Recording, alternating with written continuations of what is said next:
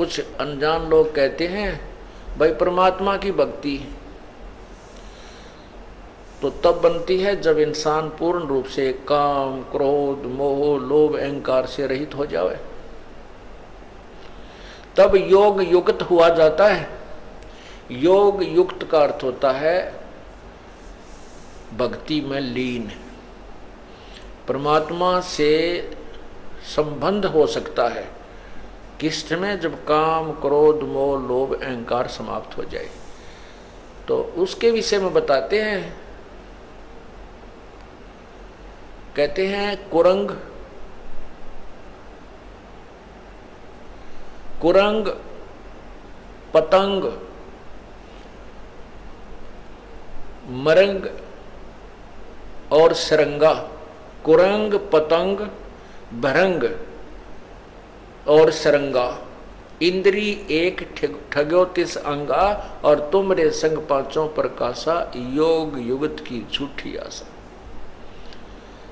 क्या बताना चाहते हैं कि जो व्यक्ति हट करके अपनी इंद्रियों का दमन करने की चेष्टा करता है, कहते हैं वो व्यर्थ में अपने प्रयत्न कर रहा है। ये तो ज्ञान से और परमात्मा के उस एंटीबायोटिक मंत्र से, सतनाम से जो सांस का सिमरन है, उससे ये नरम होंगे, ये कम होंगे, ये डाइल्यूट होंगे। और जिस तरीके से आप प्रयत्न करने की चेष्टा कर रहे हो, हठ योग करके, तपस्या करके इंद्रियों का दमन करना चाहते हो, कभी नहीं हो सकती। विकार मरे मत जानियो जो भूबड़ में आग,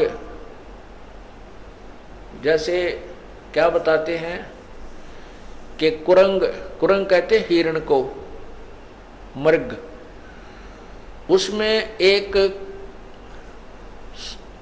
कान का विषय होता है, अर्थात वो सुरीली आवाज के ऊपर आसक्त हो जाता है। और शिकारी जो हिरण पकड़ने वाले होते हैं, शिकारी, वो क्या करते हैं, एक जो यंत्र से, एक वादक यंत्र, बाजे में एक ऐसी आवाज निकालते हैं जो मृग को पसंद होती है, और उस शब्द के कारण इतना विवश हो जाता है, वो इतना जो है लाचार हो जाता है कि अपने आप जिस साइड से वो धुन आ रही है शब्द की, उसकी तरफ चल पड़ता है ऐसे। और शिकारी के पास आकर के ऐसे मुख रख देता है उस वादक मंत्र, उस वादक यंत्र के पास में, और ऐसे ऐसे बैठ जाता है, और वो शिकारी उसको पकड़ के बांध लेता है और मार के अपना आहार करता है। वो मृग के बस की बात नहीं है कि वो उस तरह खिंचा ना चला जाए। फिर सपर्श, कुरंग, मतंग, भरंग और सरंगा। कुरंग, मतंग, अब मतंग कहते हाथी को। हाथी के अंदर सपर्श अर्थात काम वासना, रजोगुण अत्यधिक होता है, और हाथी पकड़ने वाले क्या करते हैं, एक हथनी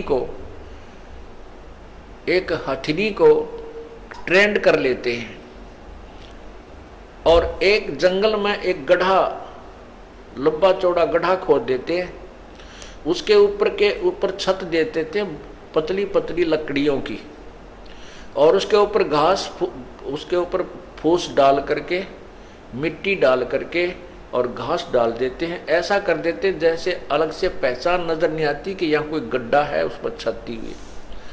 और उस ट्रेंड की हुई, उस प्रशिक्षित हथनी को हाथियों के झुंड में छोड़ दिया जाता है। वो सीधी ट्रेंड होती है, सीधी वहां पहुंच जाती है, और वहां हाथियों से स्पर्श करती है, अर्थात उनके शरीर से शरीर अपना टच करती है, उनको वासना के लिए प्रेरित कर देती है। और जब हाथी उसकी तरफ चलते हैं तो वो आगे आगे भाग लेती है। हाथियों के 4, 5, 6, 7, 8 जितने भी होते हैं वो उसके पीछे पीछे चल पड़ते हैं। वो हथनी सीधी उस साइड में आती है जहां से वो गई थी अपने पैरों पद चिन्हों के साथ साथ, और वो सीधी आती है, हाथी उसके पीछे भाग रहे होते हैं। वो ट्रेंड होती है कि वो एक बार उस गड्ढे से थोड़ा सा उल्टा होकर के ऐसे घूमती है, फिर दूर से हट के फिर उसी साइड पर भाग लेती है। तो हाथी इधर ना जा करके सीधे ही उसके पीछे उस वासना वसंधे होकर के दौड़ते हैं, और वो गड्ढे में गद्दाए गद 4-5 कट्ठे फिट हो जाते हैं उसमें, और फिर वो चिंगाड़ मार मार कर रोते हैं गड्ढे में गिर जाने के उपरांत। और जब वो बिल्कुल चिल्ला चिल्लू के फिर वो बाकी हाथी भाग जाते हैं डर के, तो वो वहाँ चिल्ला चिल्लू के अपना नितान खूब बिल्कुल सेट हो जाते हैं। जब उनको ऊपर बैठ के वो हाथी पकड़ने वाले अंकुश ठोकते हैं बुरी तरह, उनको बिल्कुल वहीं से सेट करके जब बाहर निकालते हैं, आगे गड्ढा खोद करके बाहर निकाल लिया जाता है। और फिर क्या करते हैं, उन हाथियों को गांव गांव में शहर शहर में ले जाकर उसको एक अपना जो है ना सवारी बना लेते हैं, और उससे रोजी रोटी कमाते। सारी उम्र के लिए फंस गया, एक वासना के कारण सारी उम्र के लिए परवश हो गया। फिर बताते हैं रूप, शब्द स्पर्श रूप रस गंध। रूप जैसे पतंगे होते हैं और दीपक के जग रहा है उसके ऊपर आकर के वो इतने विवश हैं, इतने आसक्त हैं उस रूप के ऊपर, वो पतंग उस दीपक को एक अच्छी वस्तु जानकर उसके ऊपर गिर जाते हैं और गिरते ही मर जाते हैं।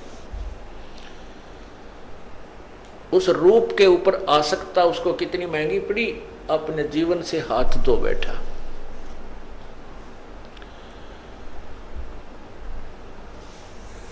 अब रस, जीभ का स्वाद।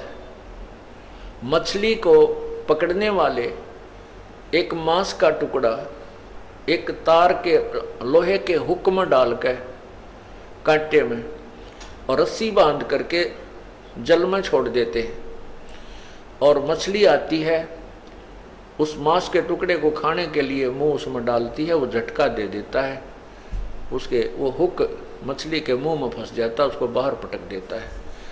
अब उस जीव के रस के प्राप्ति के लिए उसने अपनी मछली ने अपनी जीवन बर्बाद कर लिया।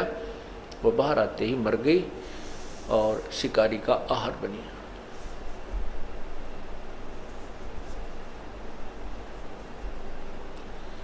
अब गंध, महक, इसके लिए भंवरा विवश होता है, भंवरा, और वो फूल पर बैठ जाता है, और शाम के समय वो इतना वो आसक्त होता है कि उस पर उठा नहीं जाता उस सुगंध को छोड़कर, और वो फूल बंद हो जाता है, भंवरा वहीं पर मर जाता है रात्रि में। कहते हैं शब्द स्पर्श रूप रस गंध। क्या बताते हैं कि कुरंग मतंग पतंग भरंग और सरंगा है, इंद्री एक अठ्ठ्योतीस अंगा, तुमरे संग पांचों पर कासा, और ये योग युगत की भाई झूठी आशा।